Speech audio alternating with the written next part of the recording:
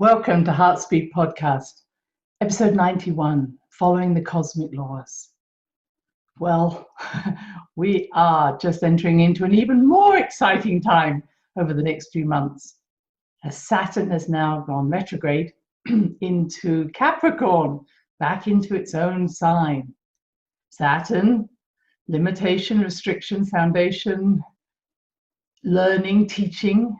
Capricorn, structure, institutions, corporations. And what we're seeing, because Pluto and Jupiter are there, every institution, every corporation is going through change, as I've described before.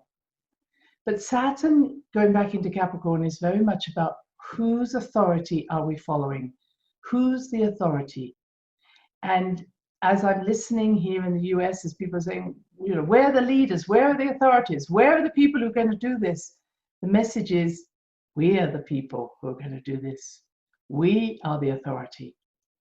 And so somebody might say, well, wonderful, I'm going to tell everybody what to do. No. This is not authority over, this is authority into. This is a time for accountability.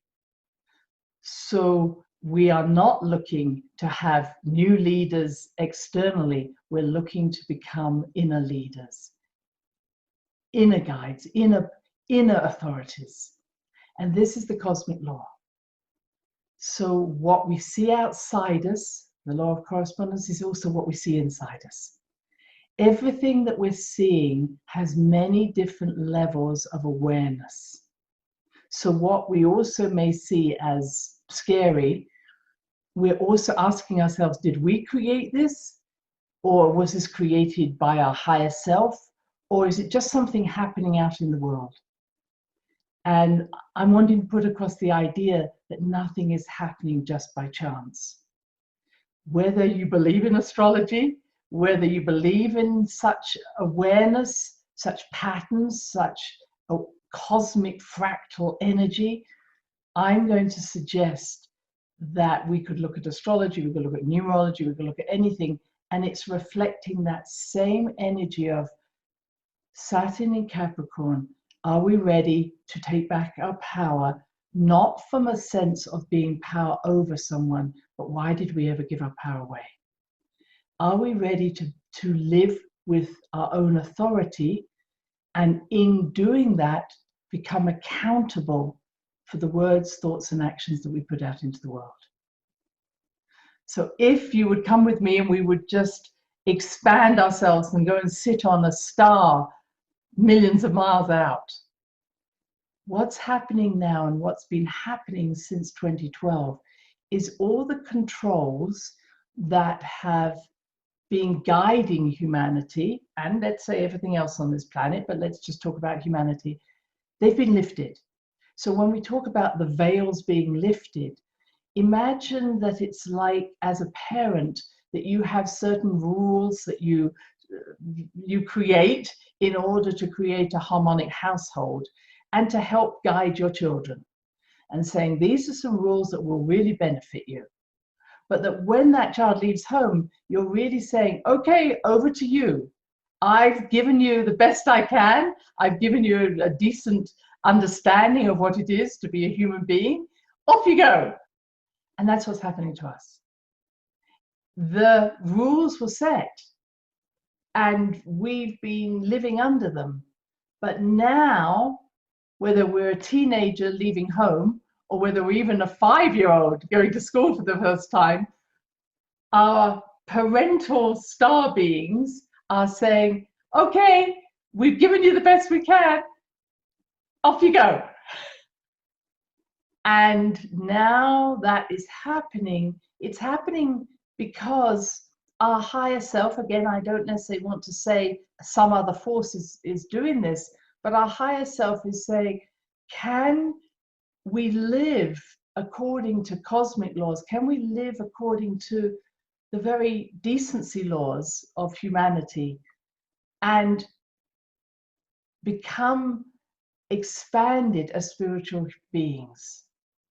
In other words, if we're sitting out there on the star looking down at humanity and saying, is humanity at this present time ready to take the next step to becoming more multidimensional, more expanded as spiritual human beings.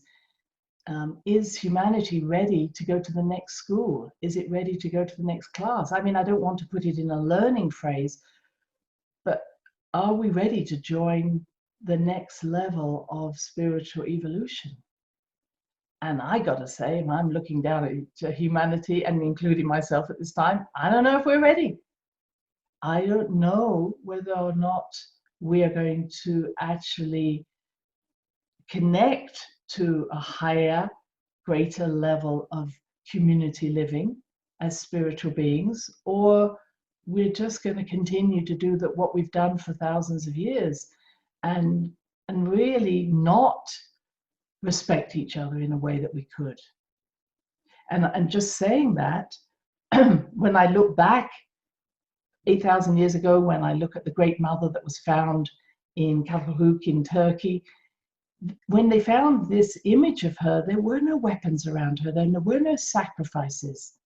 In fact, when I study different forms of indigenous beings and also ancient mythology, most of that only came around 900 BC to about 3,000 years. So it feels that we've become more barbaric in the last 3,000 years than we were thousands and thousands of years ago. We seem to live in harmony much more in these ancient times. We know that, for instance, that cities were built in harmony with the environment. You wouldn't build more than the environment could adapt to. In other words, if you only had a limited amount of water, you wouldn't build more houses that could deal with than the water could give, or the sewerage, etc. But we don't care about any of that. We're out of harmony with our environment, and we're out of harmony with ourselves. And I think we have been for maybe the last 3,000 years. So if we're being looked at, okay, we've taken away the rules, now let's see what humanity is going to do, we're at a really important part. If you remember going to college or maybe leaving home for the first time, maybe you did go and spend your money, or maybe get a little drunk, or do things that you realize, well, that's not going to last this money very long if I keep doing that. And you settle down. And it feels that that's what we're doing. We're in this point of, whoa, look, I've got freedom. I don't have anybody telling me what to do. I don't need a police force. I don't need people to tell me what to do. I haven't got any leaders who are doing that. But the question is going to be, are we as a group going to be able to come together and say, can we spend wisely? Can we find a way that doesn't cause more damage, more destruction than where we are now? Can we live and mature into these accountable human beings who say anything that I think or do is going to have an effect on the people around me? And we're all as bad at that. You know, we have thoughts that maybe not always the most pleasant, but, oh, I'm having a thought, so it doesn't matter because nobody's going to hear it. Well, yes, our thoughts are causing our environment. They are affecting our reality. And this is the law of correspondence. That's which you put out, what you think is indeed creating a change. And maybe there's a part of us that doesn't care. Well, what the heck, I can have that thought. No, in this day and age, what we do, what we think is going to have an impact on us because we're no longer separate. And so these cosmic laws, they're not laws that are telling us not what to do. They're just saying, this is the way it works, just as you would to a child. Hey, you do that, this is what the consequences are. That's what it's about. It's not about punishment. It's about, okay, ready for the consequences? That's all the cosmic laws are about. They're not about blame and shaming. They're about consequences. And at the moment, we're looking for other people to tell us what to do. And of course, there are lots of debates about if you're a good citizen, you will do this and this. That's not a way of controlling. If we're controlling through fear, and we're living through fear, we will always create more fear. So fear creates more fear, anger creates more anger. That's the law of attraction. That which we put out, we bring back. And so these cosmic laws, just to speak about them, the law of unity, which means we're all connected.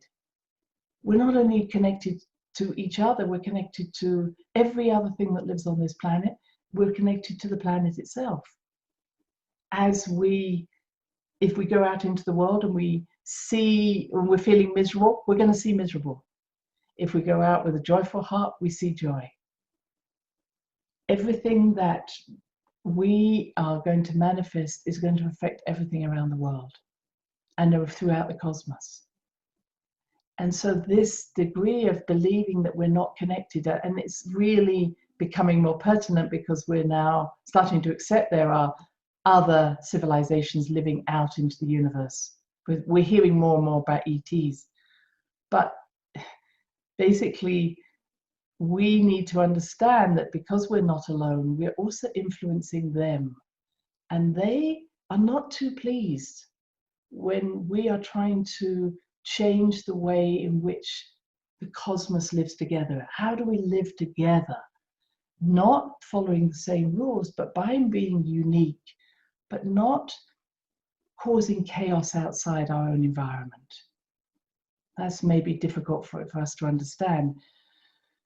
But thousands of years ago, 18,000 years ago, we did have access to all these multidimensional levels.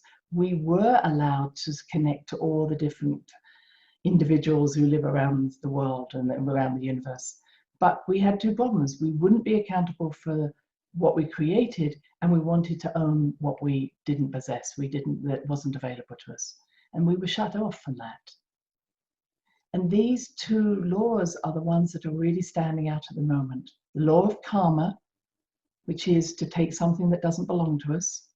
In other words, time to give back what doesn't belong to us, time to not steal from others, whether it's power or their life or their energy. I mean, there's a lot of stealing of power at the moment, shaming people, making them frightened, and being accountable. Okay, you do that, there's going to be consequences.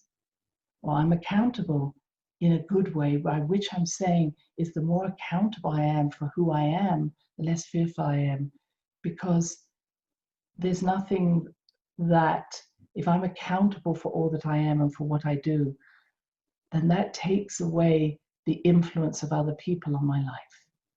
I hope this is making sense. So we have the law of unity, we're all connected. There's nothing we do that doesn't affect someone else. We have the law of correspondence, which is as below, so above, as above, so below. That's the real meaning, not just the one as above, so below. So it means that, again, whatever I do is going to have an influence outside me and vice versa. We are bringing heaven onto earth, and earth is influencing the cosmos. And what we're needing to understand is that our entry into that higher level of spiritual awareness is dependent on our ability to be accountable for what we're putting out there. Does that make sense? That ability to understand that connectivity. The law of attraction. We're always going to create our reality. In other words, we came into this world with a blueprint of our perfect state, just as we might have the lid of a jigsaw. But we had 1,000 pieces of jigsaw and we don't know how to put them together. So what we do is we listen to our intuition, our heart, our third eye, and we follow our intuition to meet the parts of ourselves with parts of the jigsaw that need to come back to our heart. And as I've said, if we feel emotionally stirred up by something positively or negatively, it's a part of us waiting integration. The problem with the law of attraction, it is also dependent on what level we're attracting. So if I have strong beliefs that, well, nothing ever good happens to me, or I don't get the job I want, or nobody wants to love me, I'm not lovable, that's what we're going to attract, because those beliefs are so strong. So when we listen to our heart and we listen to our third eye, which isn't influenced by those beliefs, we can bypass those beliefs and we can expand spiritually. But when we're stuck in a circle of beliefs that actually limit us, nothing grows. And they are another set of rules that Saturn is looking at. Saturn is saying, okay, I'm taking away the rules. I'm saying, okay, you're on your own. But what rules as individuals are we carrying that are still boxing us in? And they all come from the head, they come from the throat chakra. When I'm speaking with someone and they say, yes, but you don't understand, I've never been loved, or, well, tell me 6 ways I can be loved. Lots of questions, lots of excuses, all throat chakra, saying, you cannot make me let go of this belief system I have. And frankly, I don't want to. If it's your belief, you keep it. Again, I have no interest in your karma. That's your story, your way of being. But I'm going to say is, at this time, we are being given such a freedom. Again, off you go. Enjoy life. There's no limits on what you can do, except for be accountable for what you do and don't own something that doesn't belong to you. That's it. Go for it. But oh no, I've got to stay inside this box. This is the box I know. That's what Saturn in Capricorn is saying, is there are no leaders out there that are going to fix your problem. There is nothing out there. That's why the knowledge of the virus is so out there, but nobody knows what's happening, because there is no way of knowing. It's like we're left in the moment of not knowingness, but that's powerful. That's saying freedom, freedom to create whatever you want, as long as you're accountable for it and as long as you don't take something that doesn't belong to you. So what beliefs are we still carrying as our baggage that we are seeking? And it might be that we use a lot of excuses or questions, or we're looking for approval all the time. Again, someone else is telling us we're okay.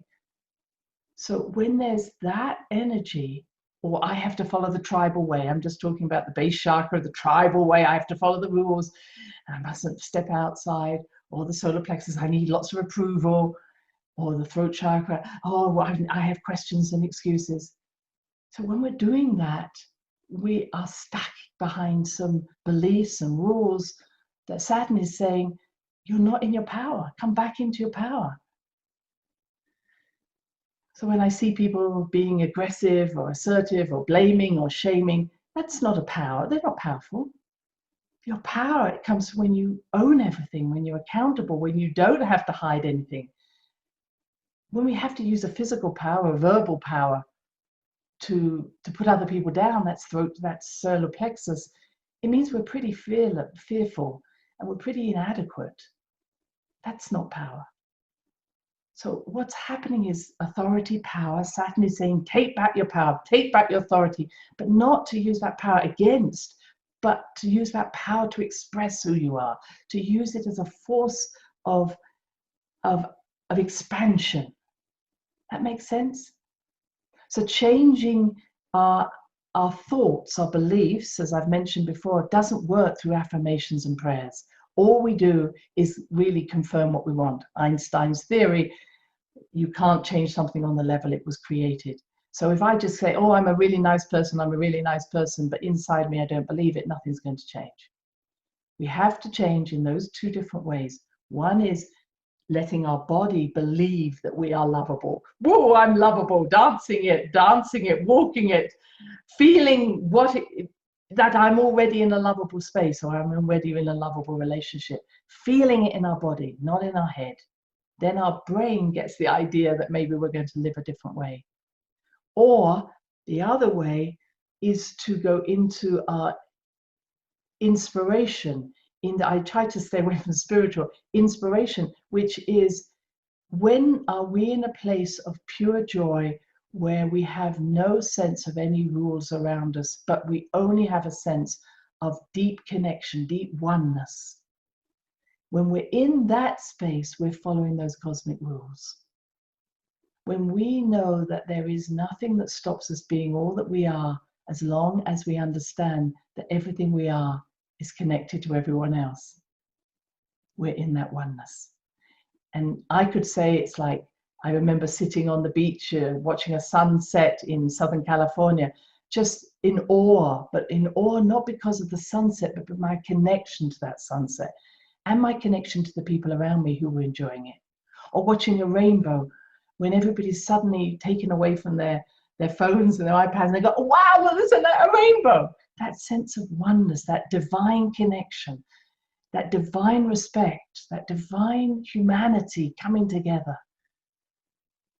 And then it might be when I see the eye of my dolphin and I just know that I'm seen, I'm known, I'm not judged. I just am me. So I hope you have a moment where, or some memory which you can bring to mind that just brings you back in alignment to that law of oneness, that law of I'm connected, I'm loved, everything is available to me. That is the way of changing the mindset. Not by our thinking, not by doing more self-reflection. It's this, I cannot allow my mind to be the ruler, the Saturn in Capricorn, that is defining who I am. Because it's a limited record. It's a past state. It isn't where I want to be. So coming back into resonance with ourselves.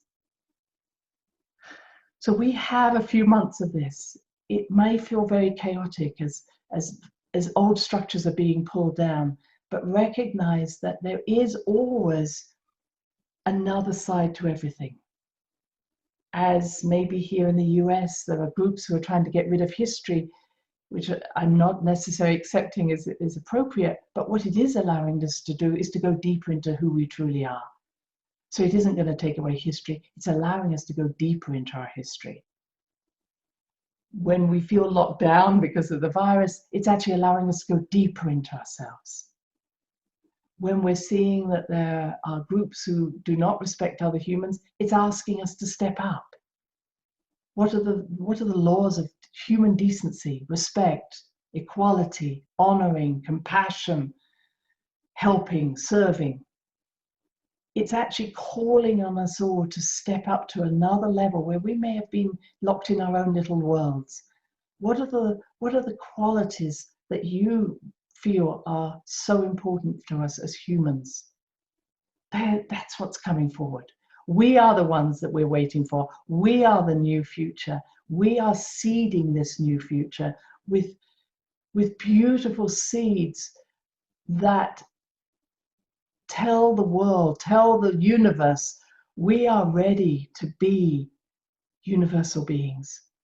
We are ready to accept and follow these cosmic laws, not in a way of limiting us, but expanding us.